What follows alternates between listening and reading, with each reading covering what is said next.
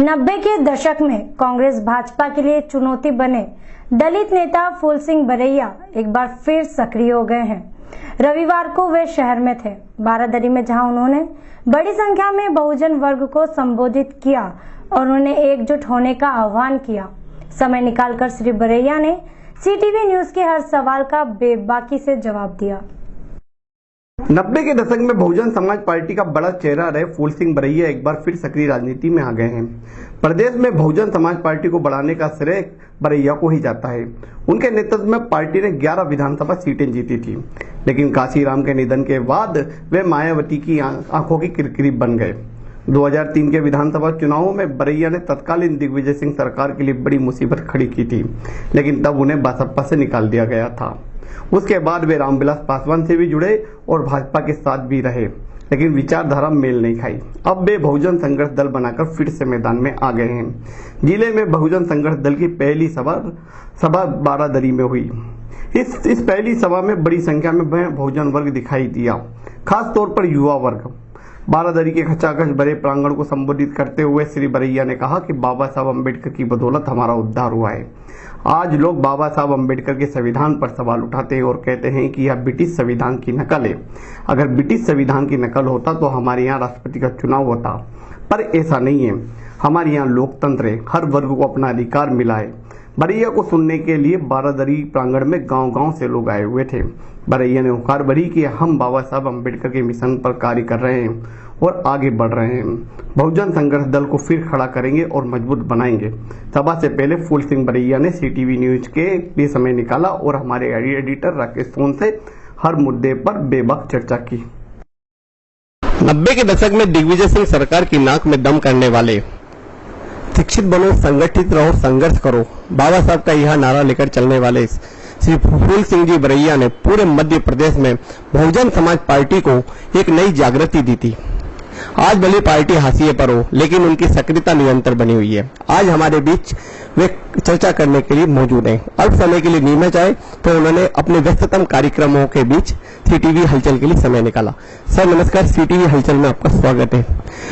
आप जिस समय बहुजन समाज पार्टी में रहे, तब बहुजन समाज पार्टी एक उफान थी, कांग्रेस और भाजपा के लिए सिर दर्द थी, लेकिन आज बहुजन समाज पार्टी का नाम नहीं है। कहीं ना कहीं पीड़ा या दुख तो होगा आपको। बहुजन समाज पार्टी का दुख इसलिए है कि वो एक हमारे महापुरुषों की विचारधारा थी। कबीर साहब, रविदास जी, महात्मा फुले, साहू जी महाराज कुर्मी, बाबा साहेब अम्बेडकर, कांशीराम जी की उस समय एक विचार चल रहा था, अम्बेडकरवाद। बाद में मायावती जी ने अम्बेडकरवाद को खत्म करके मनुवाद के गले लग गई, तो बहुजन समाज पार्टी स्वाभाविक रूप से खत्म होना ही है।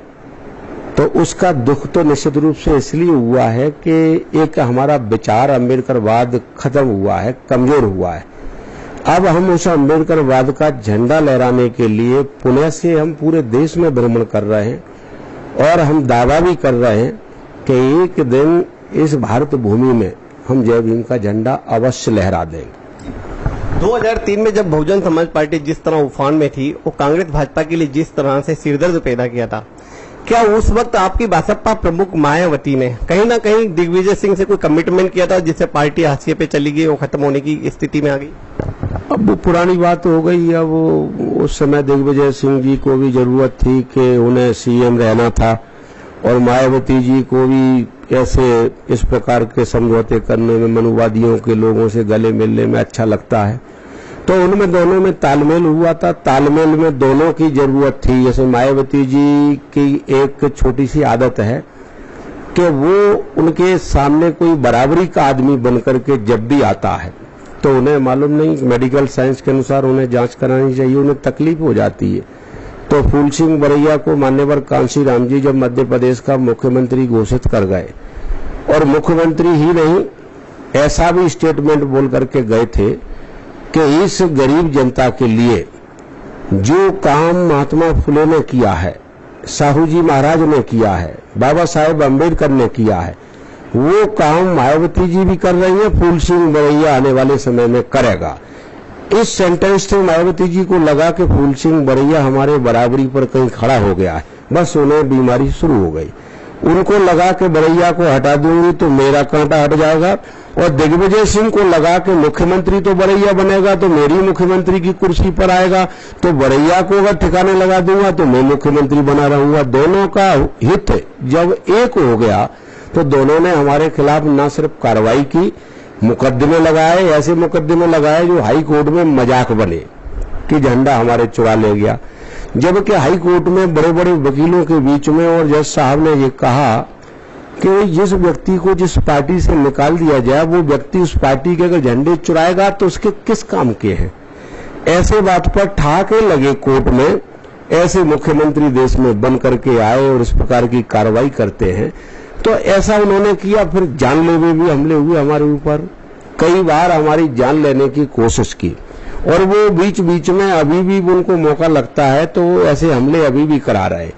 तो इसलिए मैं समझता हूं कि दोनों का गठजोड़ था और दोनों के गठजोड़ ने मुझे तो निपटाई दिया, लेकिन उन्होंने करोड़ों लोगों के छुरी चला दी उनने गले पर।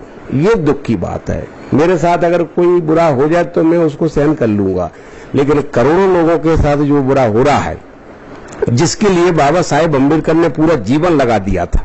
बाबा साहेब अम्बेडकर का जीवन था कि मेरा कितना भी नुकसान हो जाए, करोड़ों लोगों को मैं इंसान बनाऊंगा इस देश में, जो इस देश के हिंदू ग्रंथों में जिसको जानवर लिखा हुआ है, साक्षात पशु पुक्ष विसारहीना, इस वर्ग के लोग जानवर हैं।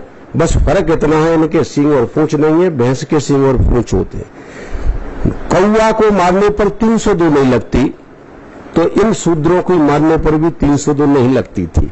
तो बाबा साहेब अम्बेडकर ने लंदन से ये अधिकार प्राप्त किया कि अब देश में ये जानवर के बराबर नहीं, अब देश में इन वर्गों को मैंने पहचान दी है। 25 नवंबर 1949 को इस देश के संविधान बनने की जो संविधान सभा थी, तो संविधान सभा में संविधान बनाने के ठीक बाद बाबा साहेब अम्बेडकर ने कहा कि आज मैं इस संविधान में ये लिख करके मुझे बड़ी खुशी हो रही है कि जानवर समझे जाने वाले करोड़ों लोगों को आज मैंने क्या लिख दिया है, 1 मैन 1 वोट 1 वैल्यू, ब्राह्मण और बाल्मीकि अब एक बराबर नजर आएंगे।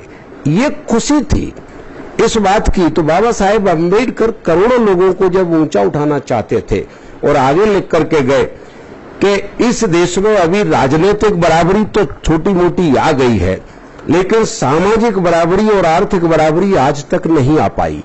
मैं काम करना चाहता था, मेरे रास्ते में कांग्रेस और गांधी जी जब आए तो मेरा ये काम अधूरा रह गया है। तो मैं अपने गरीब लोगों से कहना चाहता हूं, मैं अपने उन भाइयों से कहना चाहता हूं जो पीड़ित हैं कि मेरे अधूरे सपने को वो पूरा करें। तो वो पूरा होने वाला था सपना। अगर फूल सिंह बरैया चीफ मिनिस्टर मध्य प्रदेश का बनता तो बाबा साहेब अम्बेडकर के जो सपने अधूरे रह गए थे वो सपने पूरे होते। ये दुख मुझे है। बहुजन समाज पार्टी को मिशन पार्टी कहा जाता है, कैडर वाइज पार्टी कहा जाता है, लेकिन जिस तरह के इसके नेता टूट गए, संगठन टूट गया, अब कहीं ना कहीं दलितों में जो उम्मीद जगी थी वो खत्म हो गई। अब कुल मिलाकर वही पुरानी कांग्रेस भाजपा पार्टी की तरफ दलित जा रहे हैं। ये ठीक बात है, कोई आंदोलन टूटता है। कांशीराम जी ने जब बहुजन समाज पार्टी बनाई थी तो निश्चित रूप से वो मिशनरी पार्टी थी, लेकिन मायावती जी ने उसको मिशनरी पार्टी को खत्म करके मनुवादी पार्टी बना दिया।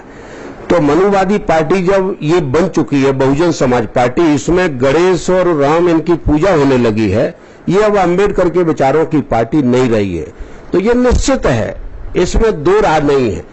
और लोगों का आंदोलन जब टूटता है, जैसे कोई एक्सीडेंट रोड पर होता है तो उस पर एक्सीडेंट हुआ है तो एक्सीडेंट ही है, कौन किधर भागेगा, कौन गड्ढे में गिरेगा, कौन हॉस्पिटल जाएगा, कौन गांव में शरण लेगा, ऐसे क्षणिक शरण ले रहे हैं। जिस दिन अम्बेडकरवादी विचारधारा पुनः फूल सिंह बरैया के रूप में और बहुजन संघर्ष दल के रूप में जब उसे पुनः नजर आएगी कि बाबा साहेब अम्बेडकर का विचार यहां नजर आ रहा है, तो करोड़ों लोग फूल सिंह बरैया की तरफ स्वतः ही झुकेंगे। बहुजन समाज पार्टी से निकलने के बाद आप रामविलास पासवान से जुड़े, फिर भारतीय जनता पार्टी में जाने की भी बात आई। अब आपकी इस स्थिति में कहां अपने आप को खड़ा पा रहे हैं? पार्टी का बार बार नाम लेने से कोई ज्यादा फायदा इसलिए नहीं है कि वो अब है नहीं देश में। बहुजन समाज पार्टी थोड़ी बहुत है, वो उत्तर प्रदेश में, उत्तर प्रदेश के अलावा अब वो कहीं नहीं है। अब हम संघर्ष कर रहे हैं, हमारा अर्थ है संघर्ष का कि हम बाबा साहेब अम्बेडकर के विचारों पर चल रहे हैं और बाबा साहेब का अम्बेडकर का जो विचार है वही श्रेष्ठ विचार है। भारत भूमि पर जब बाबा साहेब अम्बेडकर का विचार पूर्ण रूप से लागू होगा, यहाँ समानता आएगी, भारत देश मजबूत बनेगा और इसको दुनिया अब स्वीकार कर रही है। अब संयुक्त राष्ट्र संघ ने बाबा साहेब अम्बेडकर का फॉर्मूला स्वीकार करने की चर्चा शुरू कर दी है। सबसे अंतिम व्यक्ति को सबसे ऊंचा उठाना है तो किसी का विचार इसमें फिट नहीं है, सिर्फ बाबा साहेब अम्बेडकर का ही विचार फिट है। तो इसलिए बाबा साहब का पूरा दुनिया मानने लगी है। जय भीम का उद्घोष पूरी दुनिया में आ गया। अभी 100 भगवानों का एक डिस्कशन हुआ, मतलब कि कौन धरती पर भगवान क्या होता है, ईश्वर क्या होता है, कि जो गरीबों का भला करे वही भगवान है। तो गरीबों का भला करने वाले देश के अंदर नहीं, पूरी दुनिया यूनिवर्सल 200 देशों के अंदर ये पहचाना गया कि सबसे ज्यादा गरीबों के लिए ईश्वर का रूप कौन सा है। तो सबसे ज्यादा गरीबों का रूप, ईश्वर का रूप बनने देखने के लिए जब डिस्कशन हो रहा था अमेरिका में, तो बाबा साहेब अम्बेडकर का नाम पहला आया कि गरीबों के लिए सबसे ज्यादा लड़ने वाला अगर कोई शख्स है, शख्सियत है और कोई ईश्वरी शक्ति प्राप्त कोई महापुरुष है तो वो है बाबा साहेब डॉक्टर अम्बेडकर। तो बाबा साहेब डॉक्टर अम्बेडकर का लाइन पर हम चलेंगे तो कहीं नहीं पाएंगे। इस देश के सबसे उच्च श्रेणी के सबसे नजर आएंगे हम। बाबा साहेब अम्बेडकर का जो काम करेगा वो ऊंचा उठेगा। थोड़े दिनों के लिए मायावती जी ने किया, देश की प्राइम मिनिस्टर बन गई होती। अब वो अलग बात है कि उन्होंने छोड़ दिया तो नीचे भी आ गई। तो मेरा क्वेश्चन ये था कि आपने रामविलास पासवान से भी जुड़े, भारतीय जनता पार्टी में भी जाने की चर्चा है आपकी, तो इन दोनों में दलों में रहने के बाद अपने आप को आपने कैसे अलग कर लिया? ये एक एक्सीडेंटल केस है, इसमें मेरा कोई विचार किसी से मेल जोल नहीं खाता है। अब मेरे दिमाग में जो संघर्ष है, संघर्ष करने का है। हाँ, ये था कि मुझे ऐसा लग रहा था कि मुझे कोई पॉलिटिकल पार्टी नहीं बनानी है। मैं सोच रहा था कि कभी ऐसे हमारा मान लीजिए दिग्विजय सिंह के कारण मायावती जी आ गई होंगी बातों में, फिर ठीक हो जाएंगी और फिर कभी हमारा हो सकता है फिर मेल मिलाप हो जाए तो फिर से हम अपना आंदोलन शुरू करेंगे। ऐसा कुछ था, तब तक वेट चल रहा था। उस समय के लिए कुछ हमें पार्टी बनाना ही नहीं थी, समय पास कार्यक्रम जैसा था, बाकी और कुछ नहीं। विचार हमारा अम्बेडकरवाद है जो इस धरती पर किसी का नहीं है, तो हमारा किसी से तालमेल का या उनसे साथ बैठने का कोई मतलब है ही नहीं। ये पॉलिटिकल लाइन है, पॉलिटिकल पार्टी है, पॉलिटिकल थिंकिंग है, पॉलिटिकल थॉट है, बाबा साहेब अम्बेडकर का थॉट है।